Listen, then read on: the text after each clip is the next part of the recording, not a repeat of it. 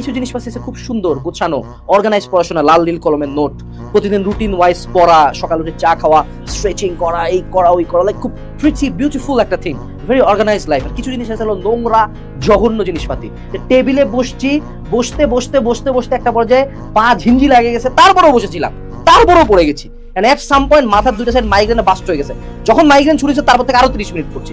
দেন যখন মনে হচ্ছে যে না এবার যদি বসে থাকি মরে যেতে পারি, তখন উঠে শুয়ে পড়ছি। The second one is obsession, the first one is হয়তোবা typical bookish discipline. Bookish discipline অবশ্যই লাগবে, discipline is very important. But যখন তুমি গ্রেটনেসকে অ্যাচিভ করতে চাও, যখন তুমি লাইফে খুব আনরিয়েলিস্টিক গোলস দেখো, যখন তুমি তোমার নিজের লেভেলকে এক্সিড করতে চাও, তখন তোমাকে অবসেশন লাগে। আমি তোমাকে অবসেশন আর বুকিশ কনসিস্টেন্সি ডিসিপ্লিনের মধ্যে একটু পার্থক্য দেখায়। ধরে নাও দুজন মানুষ ট্রেডমিলে উঠছে, ঠিক আছে?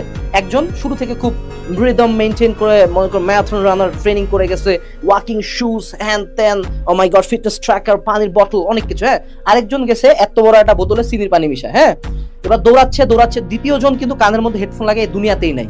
সো এখানে দুইটা ঘটনা ঘটবে। প্রথম জন কিন্তু খুব রিল্যাক্স মুডে গেছে, সো দৌড়াবে, এট সাম পয়েন্ট ওর এনার্জি ডিপ্লিট হবে, ও কিন্তু মেন্টালি সাইকো লেভেলে নাই ইন দা বাস্তে। সো তারপরে আর কিছুক্ষণ দৌড়াবে, কিন্তু দ্বিতীয় জনের দেখা যাবে পায়ের হাড্ডি ছুটে গেছে। ডেভিড গগিন্সের একটা রান আছে, হ্যাঁ, 100 মাইলস রান, মেবি কি জানি ভুলে গেছিলাম।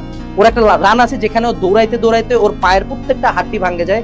100 মাইলসের পরে পায়ের প্রত্যেকটা মেটাটার্সাল অস্থি ভাঙে যায়। এট সাম পয়েন্ট সে এমনই হাঁটে যে তার কিডনি নষ্ট হয়ে যায়, ব্লিডিং শুরু হয়, তারপরও সে আরো 100 মাইল দৌড়ায়। So the second one is obsession.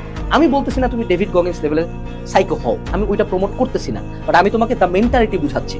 তুমি যদি অত এক্সট্রিম টার্গেট করো, তাও অ্যাটলিস্ট কাছাকাছি যেতে পারবা। সো তুমি তোমার লাইফে অবসেশন নিয়ে আসো। তোমার টার্গেট চান্স পাইতে হবে, তোমার টার্গেট আমাকে এটা পড়তেই হবে, আমাকে এটা কমপ্লিট করতে হবে।